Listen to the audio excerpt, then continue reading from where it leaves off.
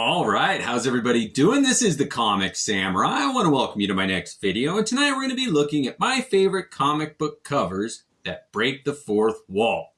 So let's go ahead and jump right in. First up, we got this sensational She-Hulk #1, and I always like to feature right off the bat the very first comic book that comes to mind when I think of a topic, and this one is the first one where I remember a character on the cover addressing me, the audience member, and I was like, oh, that's weird. They're talking right to me. And on this one, Jennifer Walters, the sensational She-Hulk, is making a joke that if you don't buy this comic, she's going to come to your house and rip up all your X-Men comics. I love when they introduce humor on the cover of a comic book. Moving on, next up we got New Mutants #98. And of all the characters who break the fourth wall on a regular basis, Deadpool has got to be the #1 character. I wanted to show his very first appearance here, and he's not breaking the fourth wall, but he is looking at the viewer here, and I thought, that's setting it up. It's giving everybody a taste for the merc with a mouth who's going to break the fourth wall constantly, especially in his movies. Next up, we got Bloodwolf #1, and this character, when he was introduced, came out with a bang. He wanted to introduce himself and let you know what you were getting into here.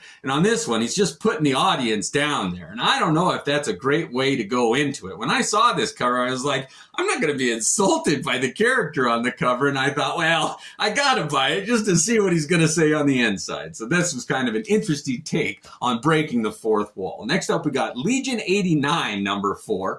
And on this one, Lobo's breaking the fourth wall. Now this one is an homage to a National Lampoon's magazine. And I'll put an image up here, but there's a gun being held to a dog's head and it says, buy this magazine or we'll shoot this dog. This is kind of a funny riff on that, with Lobo threatening to kill an alien if you don't buy the comic. Next up, we got Space Punisher #4, and this is a Mark Texeira cover. And on this one, the Space Punisher, whatever that is, this version of Frank Castle, is pointing a gun at a planet. So it's even taking that a little bit further of either buy this comic or the whole planet gets it. And it's just another riff on that National Lampoon's cover. Next up, we got the Uncanny X-Men #207, and this John Romita Jr. cover here breaks the fourth wall without saying anything. And I remember seeing this image on the wall as a young comic book collector, and I thought, what is Wolverine cutting with his claws there? And I thought, what a great take, when I realized he's cutting the fourth wall. I do like that cover, one of my favorites of John Romita Jr.'s. Next up, we got Fantastic Four #275, and John Byrne loved to break that fourth wall, and on here, he kind of has a stand-in for Stan Lee. It's not really him, but it's a publisher of a magazine who's making a snarky comment about the She-Hulk on the cover here, and again, I love when they tie in a sense of humor.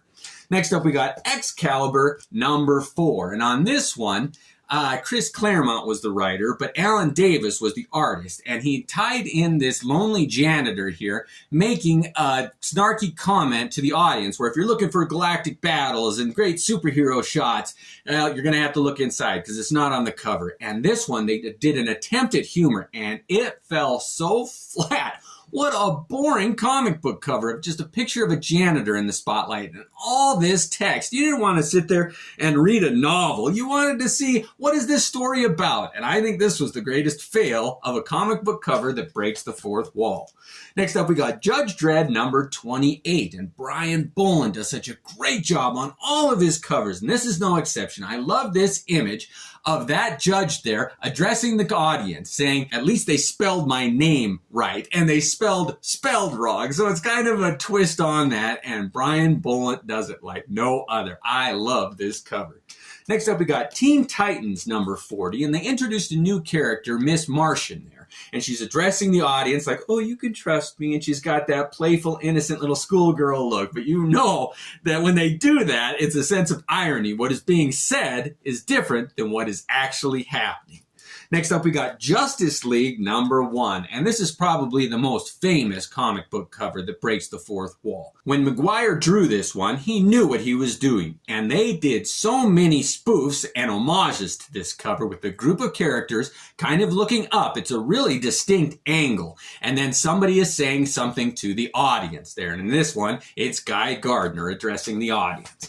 Next up, we got Simpsons Comics and Story, Annual #1. And on this one, you got Bart, dressed up as Bartman, addressing the audience. And he was famous for that, saying something snarky like, "Eat my shorts, man," or something like that. And on this one, it even spoofs the bat signal in the background there. I like that. Next up, we got Uncanny X-Men #111. Now, I love this cover. This was the first one that I remember of a cover breaking the fourth wall, and it hooked me. I had to see what was going on. Why are the X-Men in a sideshow carnival attraction? What is each of these characters doing? Like Wolverine is the Beastman. I love that. Colossus is the Strongman. You got Banshee, whose mutant power is his voice, is the carnival barker that's drawing in the viewers there. And I just thought this was a brilliant take on breaking the fourth wall. Next up, we got DC Comics Presents The Flash #1. And this one is an homage to Julie Schwartz there. They even give a little call out there. He used to do all kinds of covers back in the Silver Age that really tried to break the fourth wall and get the potential buyer's attention. And they used fonts like this that said, "Stop, give me your attention, don't do anything else, buy this comic book. It's nothing more important than that right now." And this one is a classic example of that.